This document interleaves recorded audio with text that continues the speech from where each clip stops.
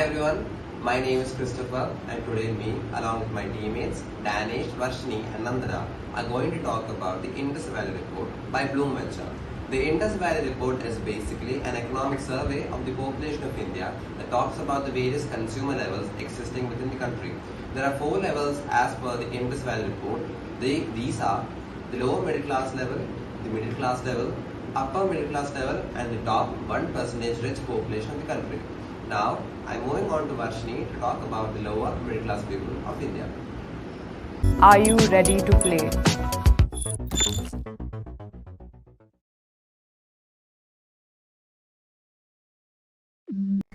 Hello everyone, good morning. I'm going to talk about one real life example of a person who is from middle class. His name is Arun. He was from Meghalaya. Arun had studied only till 12th standard and does not possess any hard skills. He have a wife and 2 kids to take care of, and this puts him in a disadvantage because he had a total of 4 people to take care. And as I said before, he has stuck with the majority of the 2 important skills that one required to level up, and those are no experience or no hard skills. And to manage all these stuffs, he was seeking for a job, and for that once he asked for some support from his friend who was in Bangalore and asked him for helping him to get into a job. And for the sake of his family, he traveled a distance of about 3000 kilometer all the way to Bangalore. Within the few days, he got a job as a security guard at a company. Everything seems good during the initial days, and he got this job for a 1.9 lakh per annum, that is 16,000 per month and 533 rupees per day. For this salary, he has to go to work for 7 hours a day and 7 days a week. If his colleague falls sick, then he has to go to up to 24 hours or even 36 hours non-stop shifts, and this made his mental and physical health unstable. He could not able to afford an apartment, so that he takes a PG which is few kilometers away from his workplace. The rent is 5500 rupees per month. What the remaining income, where does that go? He needs to send 9000 rupees sent back home for his family, and he was left with only 1500 rupees, and even in that he needs 500 to 600 rupees to reserve for any emergency cases. So finally he was left with only less than 1000 rupees. So guys, what do you think he can able to make with the 1000 rupees per month? He can able to eat his favorite food like samosa and not more than that, right? His basic needs are covered, but life is something just more than a survival, right?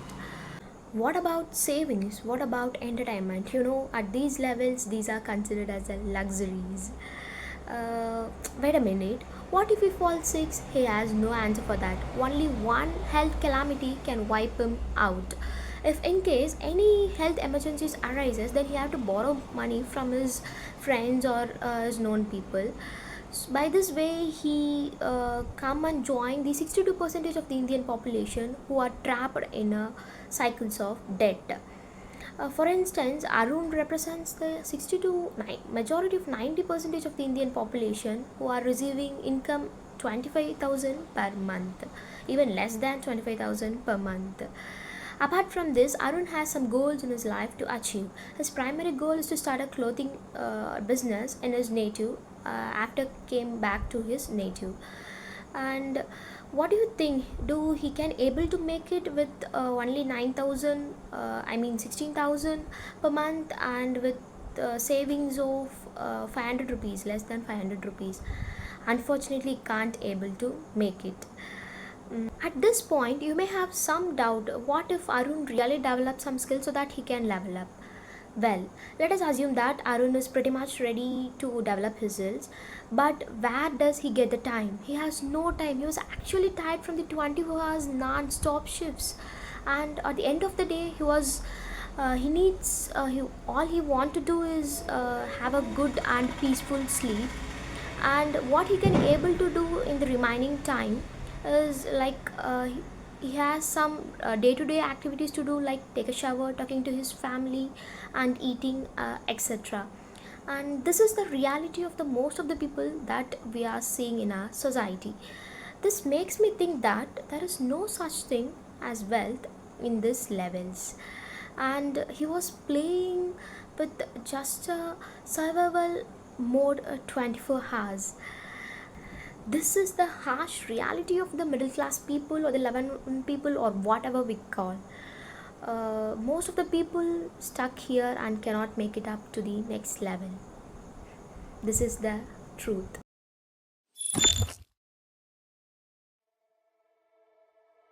So hi guys, I'm Ganesh. I'm from BSc Economics department. So I'm not as Chris mentioned earlier. So we're gonna discuss about Indus Valley Report by Bloom Ventures. So this document is based about Indus Valley Report by Bloom Ventures. Printed.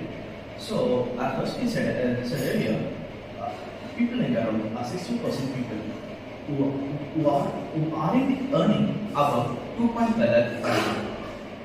So if this is clear, so we can move to next category people who are middle class people of India. So who are middle class people of India? According to this report, the people who are earning between 2.5 lakh per annum to 8.8 lakh per annum is known as middle class people of India. So these there are 300 million people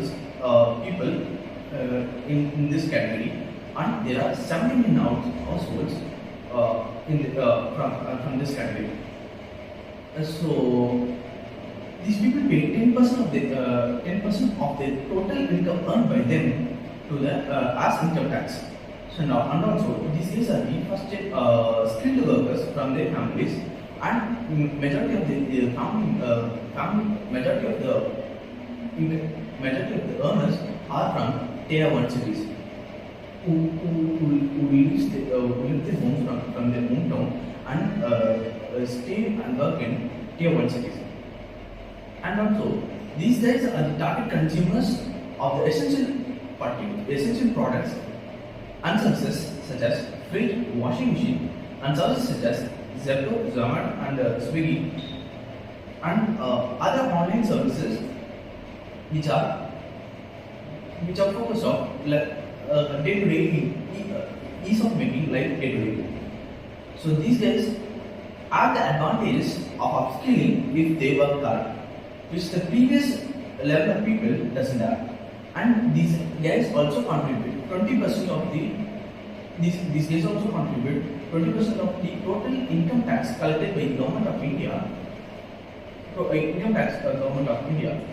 And despite being 1.7% of the total Indians from this category are paying taxes, which is an astonishing number. Only 2.4% of the Indian population pays direct income taxes, out of which 1.7% of this category contribute 20% of the income tax, direct income tax. So disadvantage of this category people are these category people can't afford big expenses from their own money, such as house, marriages, and etc. And these people lives can be ruined with a single back step they are taking. And also they can't also control some other factors such as economic collapse, which might lead to lose their jobs. And thank you guys. This is my report, and I'm going to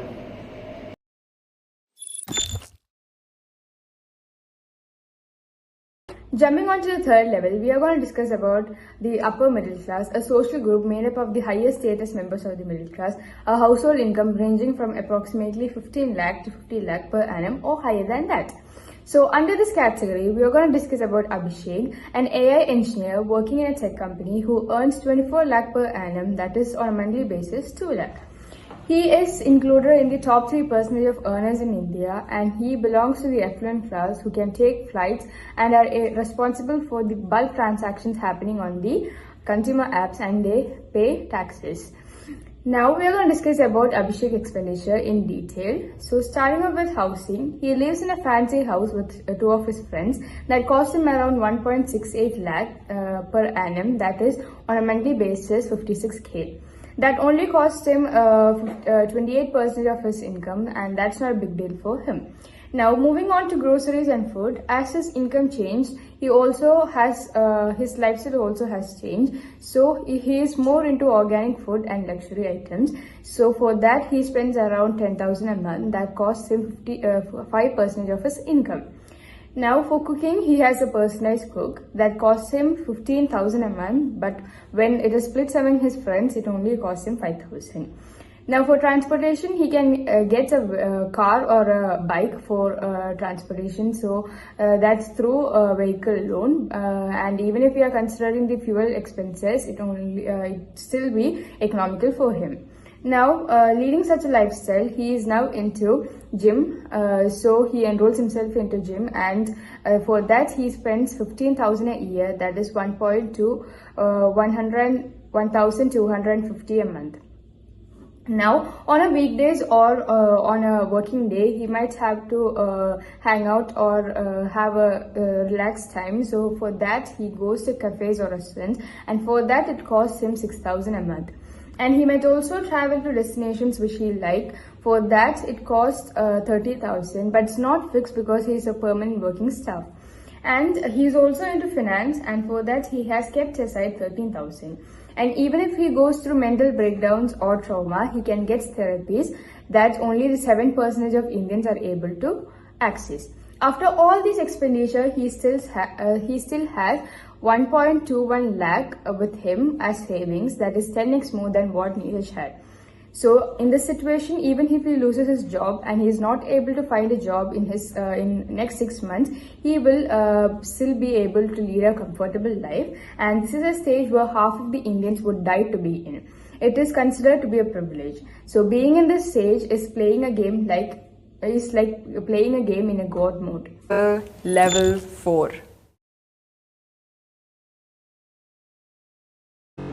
Hi everyone, my name is Christopher and I'm going to be talking about the fourth level of the economic structure. Well, the gap between the fourth level of the economic structure and the other levels that actually lie down below is so drastically different that it's actually mind-blowing. You are now Suraj, a 40-year-old entrepreneur who lives in Bangalore. You don't own houses, you own societies, and your employment opportunities aren't in the form of a single job. You invest, you got private investments, you got mutual funds, and you got a lot of equities and shares that actually define your profit. Your profit is measured in lakhs per month, 83 lakhs per month. That could actually surreally round out to about 100 crores per year. That is a lot more than any of the other levels right down in ever even imagine of making in the lifetime. You make more than Arun, who makes you make more than Arun in a single day than he ever makes in a year. Well, the difference is so drastic that the other levels can't even compare with yourself. Now, your next project is something that you're confused between a restaurant or a shopping mall and confused on what you should build, because that's how much your scope extends to. Your garage is literally a mini showroom extending from the most exquisite cars, and the most funniest part is that you don't even buy them because you're going to try them. You just want them for fun, and you got the income capabilities to buy them. Ranging from the income level to such a high extent, you are not someone who actually lives within the society, you are someone who shapes the society. Your industry is at that level where it does not just work under the government, it starts influencing the governmental policies. The more wealth you have, the more you worry about it. And that obviously means that the number of people you can trust just keeps going down and down. The number of people that you can trust will be narrowed down to your family members or your brothers, and even sometimes that also gets tricky. You can afford any kind of treatment and you spend a lot of money on a lot of expenses, even though it might not all be very necessary. You spend about 2 lakhs on clothing, about 5 lakhs on food and dining, and now you might be thinking, why 5 lakhs for food and dining? Well, you are the kind of person who likes to pay when you go out with your peers for the whole damn table, and that just means that you pay for the entire table every time you go out. To just add on to the fact that you go out 4 to 5 times a month, and private tours, well, that would round up to 10 to 15 lakhs every time you go out, and you go out 6-7 times a month. What about tax though? Do due to clever financial accountants and based around the Indian tax structure, you can evade a lot of taxes. You got companies registered in foreign countries which evades a lot of taxes. To top it off, you take part actively in charity, a very big excuse you can use against the government to evade taxes. What you can actually see by all the 4 levels of income mentioned by now would be the fact that all these 4 levels starkly coexist with each other without any relation to each other. And one very simple fact that everyone would have not even noticed by now is the fact that every single person explained by as of now are existing in the same city of Bangalore. That is the exact irony over here. Everyone exists in the same stark reality without even intersecting with each other in any way. All these 4 people are playing 4 different roles with 4 different kinds of games, very different cards to play and different jurisdictions along with restrictions. The fact that the Indian economy is so divided is a very harsh fact that us modern people have to accept. Last year, Mercedes-Benz managed to secure the all-time high sale of 9,962 units in India. What this definitely implies is that the number of billionaires in India just keeps increasing, while the gap between the income level of the billionaires and the normal middle class income people is just becoming more and more wider. We have to try our best to bridge this gap to close as much as possible, and to top it off, we have to make sure that we keep the same level in the upcoming generations. Thank you.